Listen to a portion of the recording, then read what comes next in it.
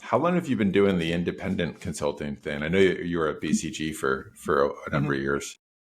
Yeah, so was at BCG right out of school, was there, did my 2 years. The independent consulting started almost immediately after leaving. So I left BCG and joined a startup in like downtown Chicago, was employee 40 doing strategy and operations work for them. But I started doing independent consulting at basically the exact same time, nights and weekends. And then that was all in, I want to say like a 4 years or so from that point to where am I now in terms of having left the independent consulting space.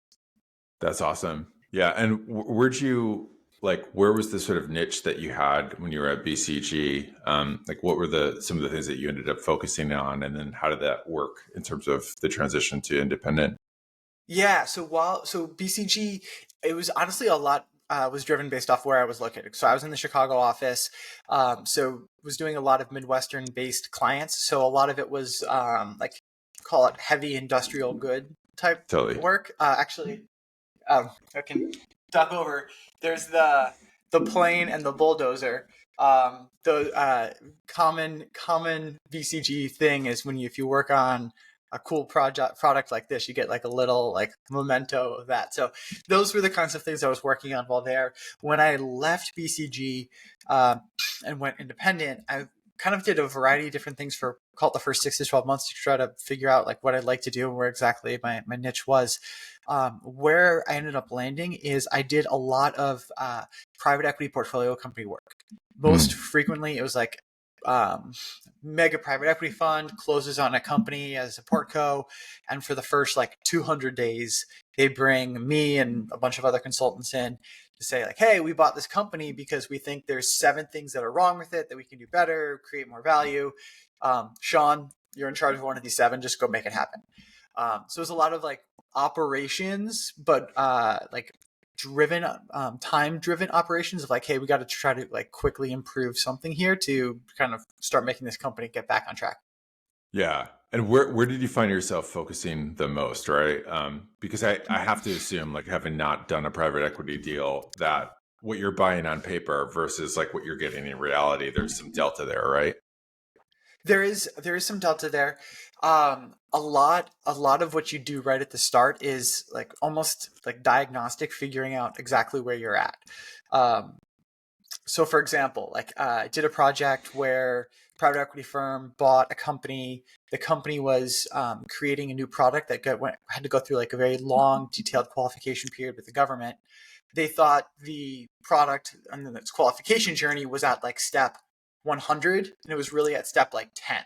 So it was a very quick like diagnostic of like what exactly is going wrong? Why is it not moving faster? What are the bottlenecks that we need to kind of fix to get us there? And how can we very quickly go from step 10 to 100 because we are way behind schedule?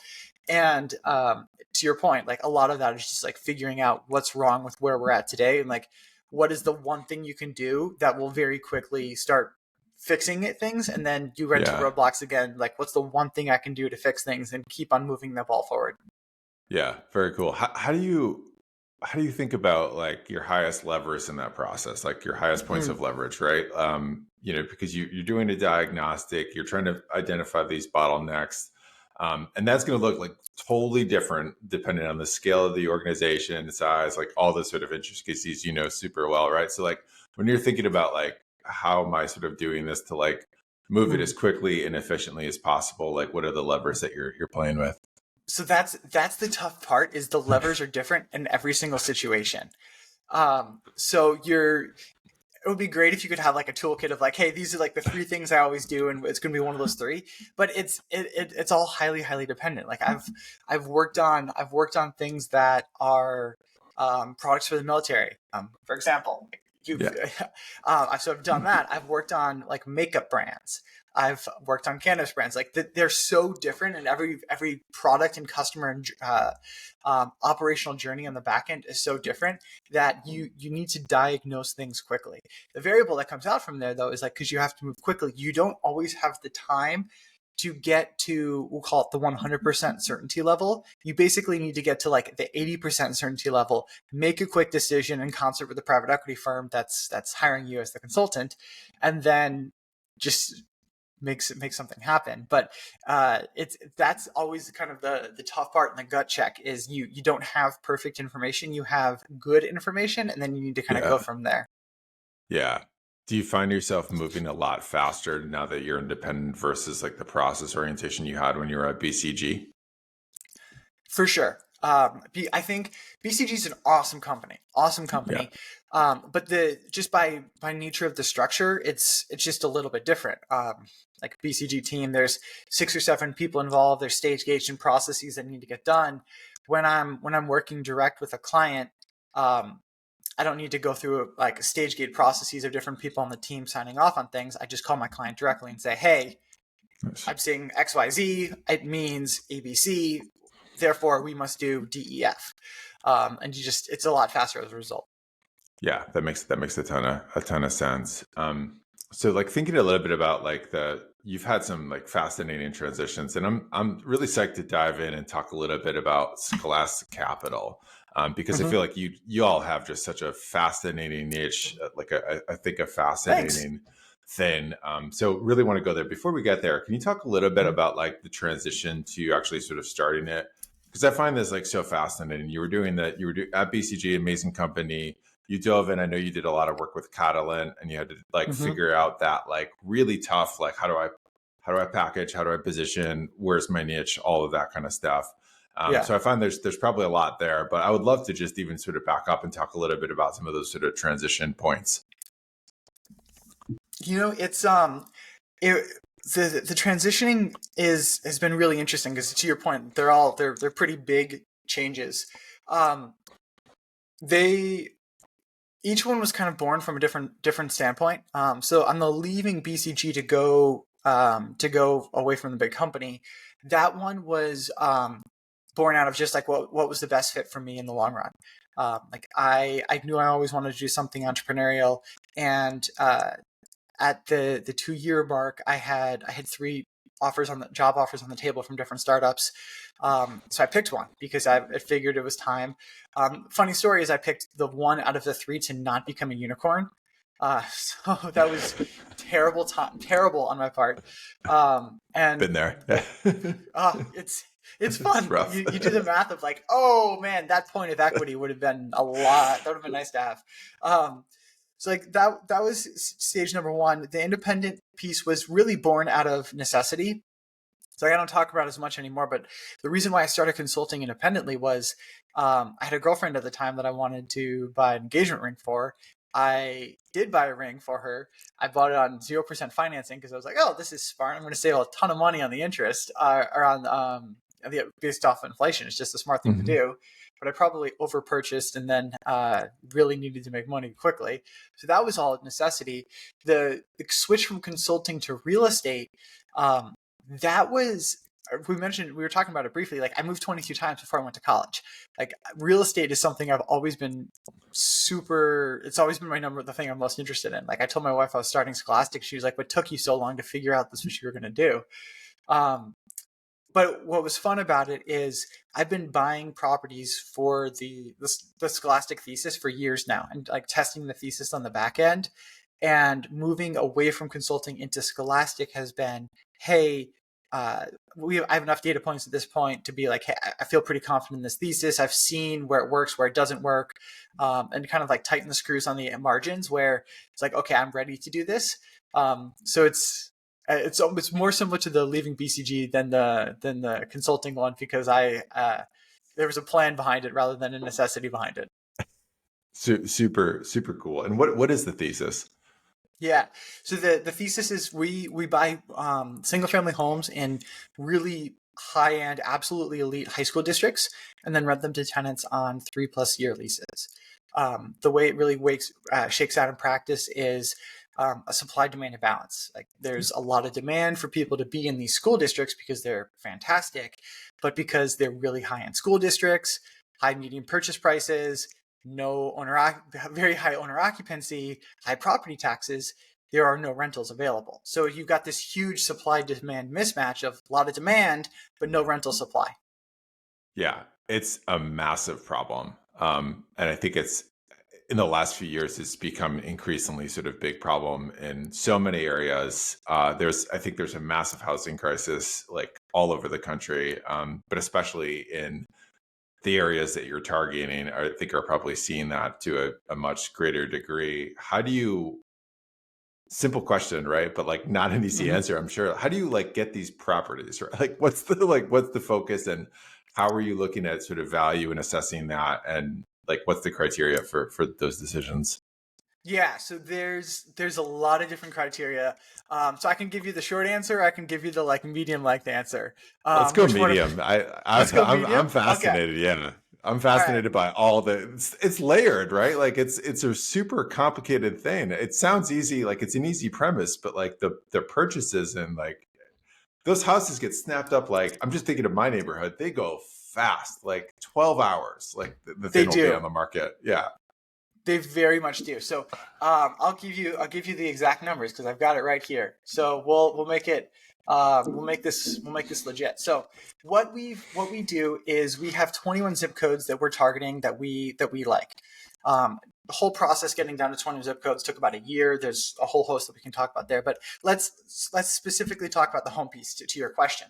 yeah. So on the home piece right now, or as of last night when we wrote this, there was 1,821 homes on the market in our zip codes that are currently asked for sale. So okay, that's our top of funnel, so to speak. Now we need to start cutting that down. We cut that down to 249 homes through what we call check one, and that's binary. What I mean by that is we've got, I think it's 16 or 17, I always forget which one, but we have 16 or 17 different things that are binary. And by that, I mean, it's either yes or a no, and they have to all be yes for us to be interested in that house. For example, we will not buy a house with 2 bedrooms. Doesn't matter how great the home is. We're not going to buy a house with 2 bedrooms because we can't lease that at the rental rate that we're going to want to. Hmm. We will not buy a house with a pool. Doesn't matter how great it is. We know for a fact that the larger institutions, because we've ran this whole list by them, would not buy the portfolio from us if the house has a pool. Doesn't matter how good Hmm. the numbers are. Doesn't matter whatever. They don't want it. Same with solar panels. They won't want it, so we aren't going to buy it. Uh, Speed limit on the street. We want that house to be on a street with a 25-mile-an-hour speed limit, so it's a nice, Speed quiet limit. neighborhood. Never would have guessed that. So smart. Yep. And it's either 25 miles an hour or it's not. So it's very binary, yes or no. So that we cut from about 1,800 homes down to 249 homes with that binary check. Smart. Of that 249, we then manually underwrite all of them. And at that point, we're looking for quality. So that's us going through pictures. That's us going through Google Street View, just getting a quick understanding of, hey, do these homes look like something that we want to check? And we've got a whole checklist of things that we're looking for. So that gets us down to 112 homes. Then we do what we call check three, which is the actual financial underwriting of, hey, of these 112 homes, this is what we could buy it for. This is how much we would need to pay our investors for this house. For example, if we're buying, we have an 8% preferred return for investors. If we're buying a house and it costs $200,000 for the down payment, that house needs to generate at least $16,000 of free cash flow each year to go out to the investors. Anyways, we do the financial underwriting to make sure it makes sense. And that spits out, right now, there are 28 homes on the market in our zip codes that pass all of our underwriting, and we would put an offer in. And we do this process very, very quickly. We have software written that gives us like flags, hey, new homes are on the market. So we run them through this funnel very, very quickly. If it's on the market, if it's something we can profitably buy, we get the offer out the door in 10 minutes because we want to be first Yeah. offer. And then we basically lock up exclusivity on that house of like, hey, we now have 5 days where we're under contract. We have exclusivity on this house. Now we can do a lot deeper due diligence. We'll get the inspector through the whole 9 yards. And if it looks great, we'll buy it. If something doesn't look great, we'll back out of the contract. No harm, no foul. But we've locked up, to your point, a very desirable house, and we have effectively locked up exclusivity on it as a result. That is such a fascinating process and funnel, and like just so quick and smart. What's the software you're using? Did you have to build some of that yourself, or? So we use a software called Airtable as the base. But we worked with the developer, a gentleman from Twitter. He's absolutely fantastic. He's actually going to be, I actually know for a fact he's going to be like selling this software and what he built for us as a package. So if anyone's interested, I'm happy to connect you with him to be a beta customer, because he's great, and it's a huge part of what we do. Yeah, that's really cool. So I'm so fascinated about the variable around the miles per hour and sort of keeping it under 25. How'd you decide that, and then how'd you filter for that in the software? Yeah, so I'll talk on the decided part first. So when we built Scholastic, we built it with the intention of, hey, we're going to buy these homes, then we're going to go try to sell it as a whole package to a larger institution 10 years from now. So for that reason, when we were building it, we basically called up people who work at every single one of those big funds, who were decision makers at the big funds, and said, hey, this is what we're building.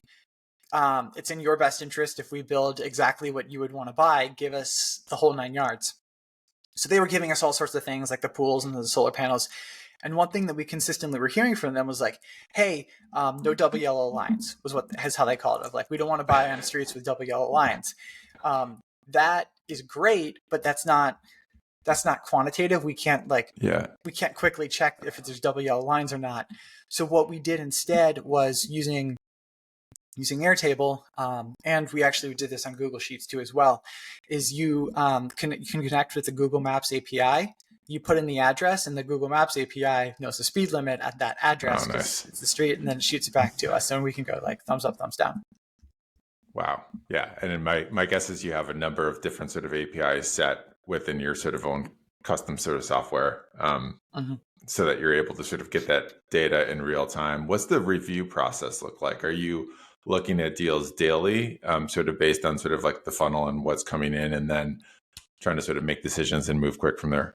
That's right. So, I mean, for right now, for example, like there's 1,821 homes in the market. Like we can't review that many. So the way it works is that first like binary yes no cut is extremely helpful, because that cuts out a little bit under 90% of the homes. So when a home does come through where it doesn't get cut, we have this. I have the Airtable up all the time.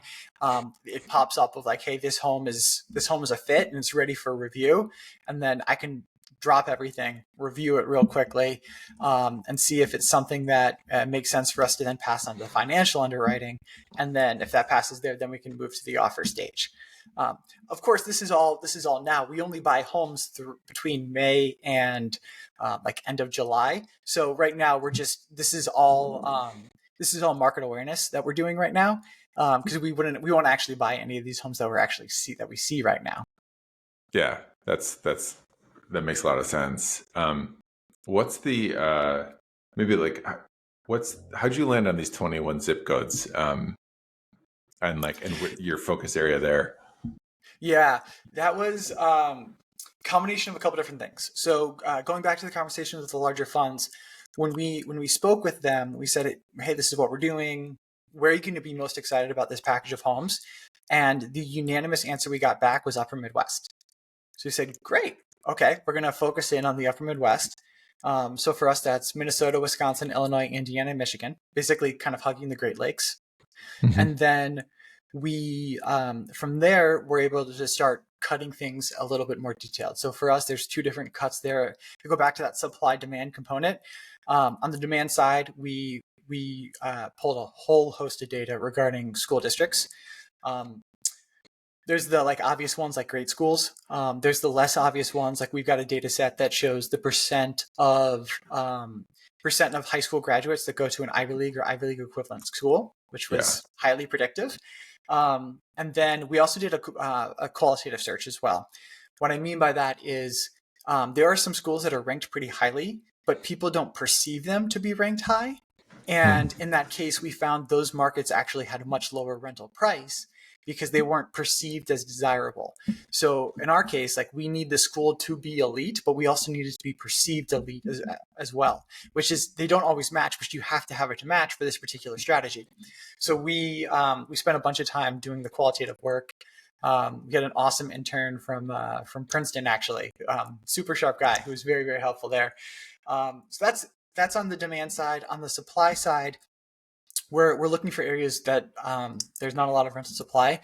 There's a whole host of data there too. The two most important, number one, is we're looking for areas where the owner occupancy rate is greater than 90%. And then number two, we're looking for towns that we call it full.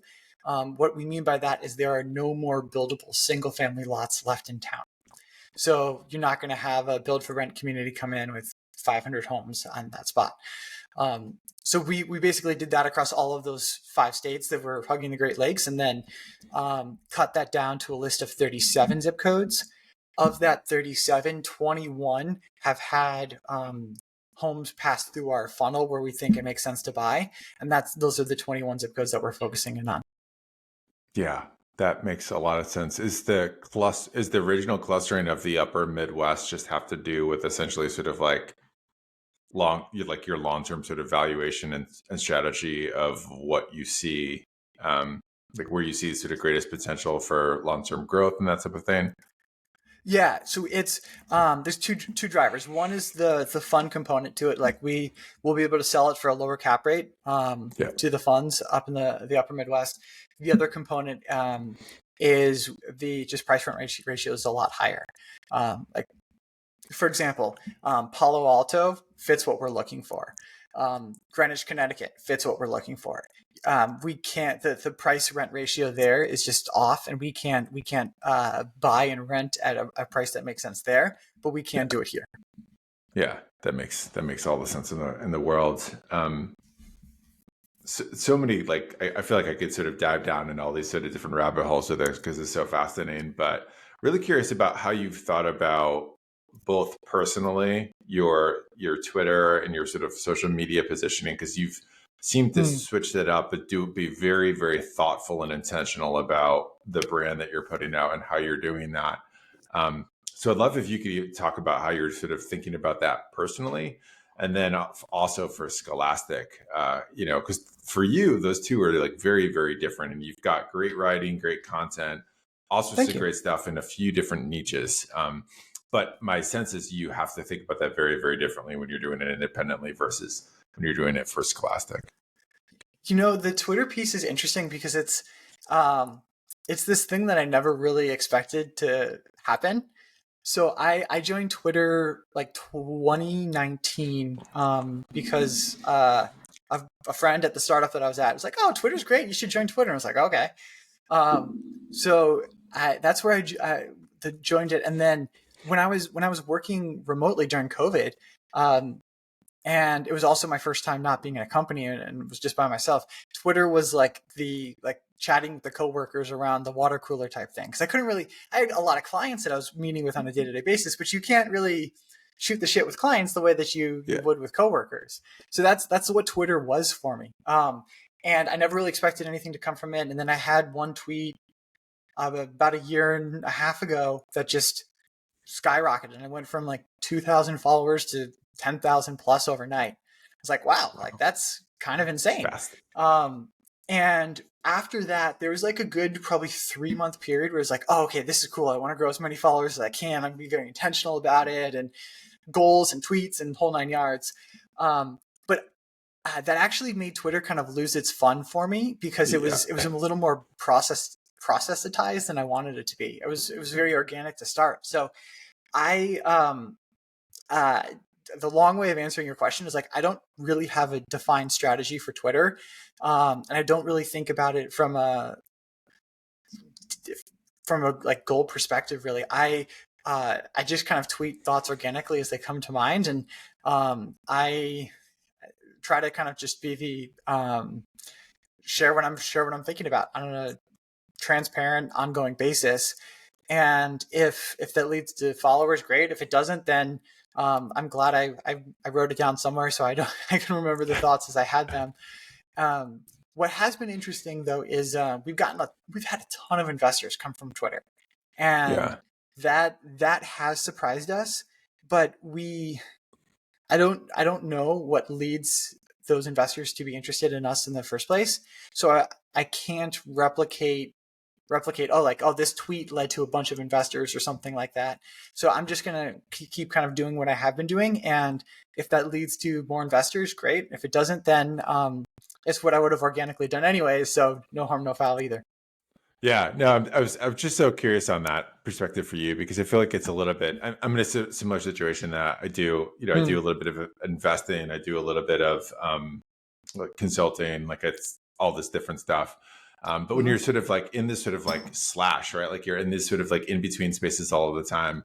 It's a funny thing to really sort of like figure out your position in because you have a lot of like. Do you put stuff out for people that are potential clients? Do you mm, strategize for like, let me share things that people that are one or two steps before me would find helpful? Like, how do you mm-hmm. do that, right? And who is that sort of target audience? And for you, it's like it's fascinating to sort of like think about because your target audience is probably like a lot of different kinds of people, right? You've got Scholastic, you've got your previous consulting work, you've got all this stuff. So it's just like, do you write for clients? Do you write for consultants? Do you like, how do you sort of think about that? So it's helpful to get your thoughts there. Yeah, totally. I mean, it's kind of a weird thing where it's hard to be interesting to everyone for everything. So I just kind of Right. tweet ad hoc. The one thing that I do is I try to stay out of, for lack of better words, like controversial topics. Like I don't tweet about politics. The only thing that I have tweeted that is could be even construed as political is I went to Penn. So like I shared a story about Penn during the recent Penn president scandal, for lack of better words. But like I tweet what I'm thinking about, except for anything that might be construed as controversial. Yeah, no, I fully agreed with your stance on that one. So I was glad to see you weighed in on that particular thing. As somebody that has friends at Penn, Hmm. from what I understand, it was quite an uproar in the Penn community. I think there was a similar response at the two other schools as well. Though I know more people at Penn, so Mhm. yeah, it's a tricky one.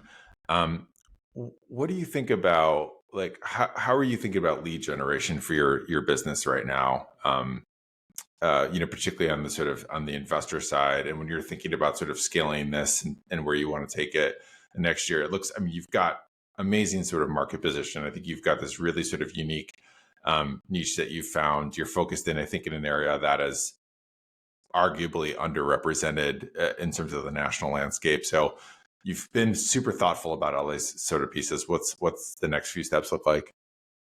Yeah, so I mean, we're deep in the fundraising process right now, because we have to raise in the fall, winter, and then we have to buy in the summer. So this is our like raise time of year. So for us and on like the lead generation side of things, it's interesting. We've tried different things and we thought about different things, but what works best for us and what we like the best too is again, just like very organic conversations with our existing investors, who introduce us to other potential investors. We have people who kind of raise their hand and say, "Hey, like I'd love to meet." Like one stat, for example, we being my partner and I have gotten lunch or coffee with almost every single one of our investors. And like that's how we want it to be. Well, we want to have a long-term relationship. We want to make sure they really get to know us and we really get to know them. We passed on some investors who are just good people, but for one reason or another, we didn't think we were a great fit for each other for a 10 plus year working relationship. Now investors can withdraw early and the whole nine yards, but the vast majority of investors will be in the fund for 10 plus years. I mean, the average American marriage is 7 years. It's like we're talking about a relationship that's longer than a marriage. Like we really want to get to know our investors, and we really want our investors to get to know us. So it'll continue to be very organic. We'll continue to get coffee and lunch and the whole 9 yards with investors, get to know each other, and then if and when it makes sense at that point, then we'll figure out how we can get together and work together on the Scholastic side of things. Yeah, very, very cool. Sean, where can people find out more about you and connect and, follow your background and all that kind of stuff? I'm on Twitter most of the days. So that's the easiest way to kind of connect publicly. If you want to connect privately, my email is sean@scholasticcapital.com. Like anybody can reach out at any point. And I am always happy to chat real estate. Was on the phone yesterday with a couple guys who are getting their MBA right now and are interested in getting into real estate. And it was just a blast, just chatting real estate with them. And I'm always happy to do that with anyone who's interested. Yeah, that's awesome, and those will certainly be linked in the show notes. Before we sign off, though, like when you're looking at this like macro market, right? Which to me, like it seems like just a really fascinating time for real estate. I think of just a fascinating time in the sort of markets in general, and I've heard people that understand the working macros better than I do just talk about the level of deregulation and just instability that we're likely to see. Not instability, but more sort of like just changing conditions very, very fast. When you're thinking about like your long-term thesis on real estate, particularly in the United States, what are you thinking about? What trends are you seeing coming down the pike? And what opportunities for like the average investor do you sort of see that are out there? Yeah, it's interesting because real estate is such a macro topic. I mean, there's millions of pins, property identification numbers, like there's millions of pins across the country. And you can really slice and dice it into very specific categories. And I tend to think of real estate on that way, of like specific categories and specific zip codes.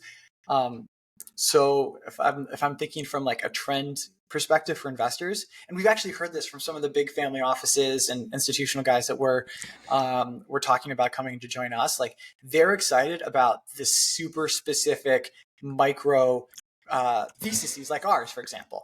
Yeah. Or, hey, I love Class B duplexes within a 10-minute drive of an unclosable military base. Like very specific thesis, but like that's the stuff that they're getting excited about because they're like, single family rental is too broad. It's too broad of a category.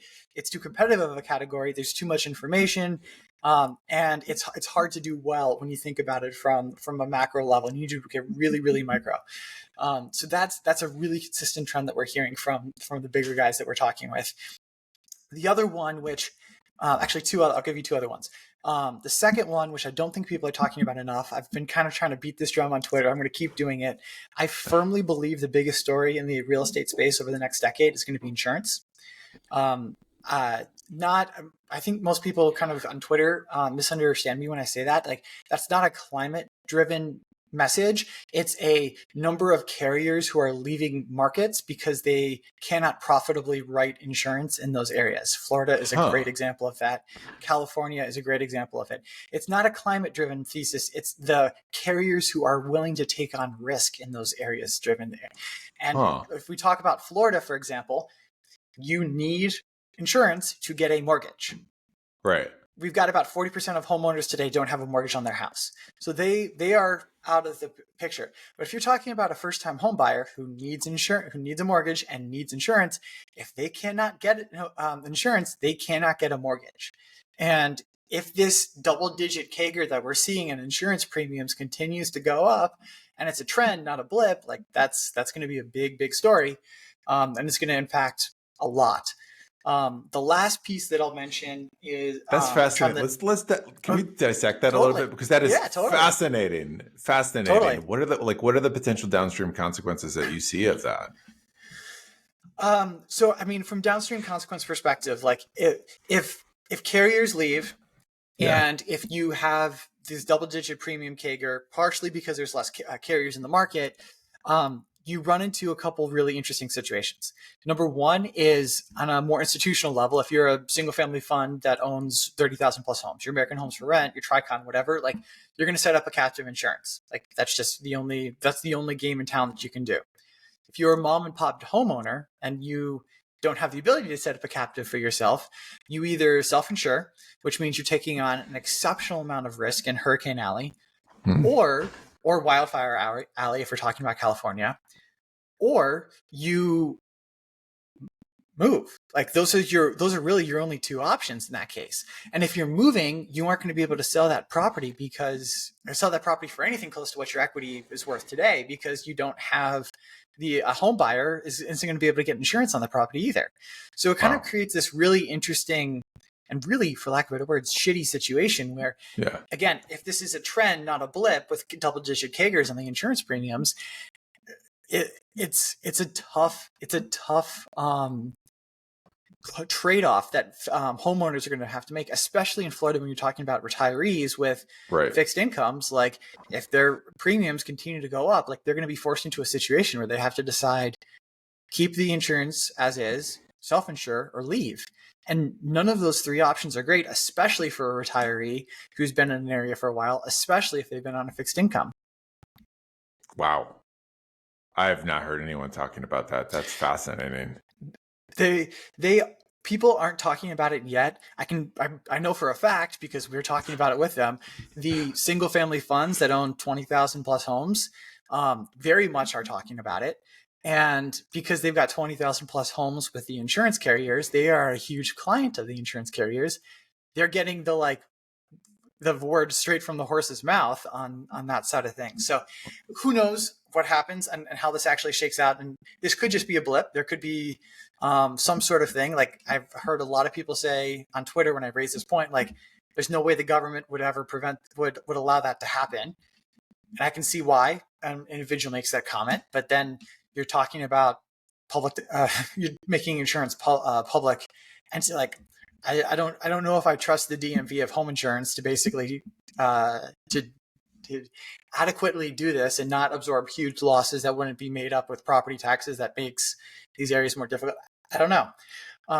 But I do know I would not be putting any of my own capital or any of my investors' capital into a high insurance risk market. Yeah, that's smart. That makes a ton of sense. This has been fascinating. I've learned a ton by speaking with you.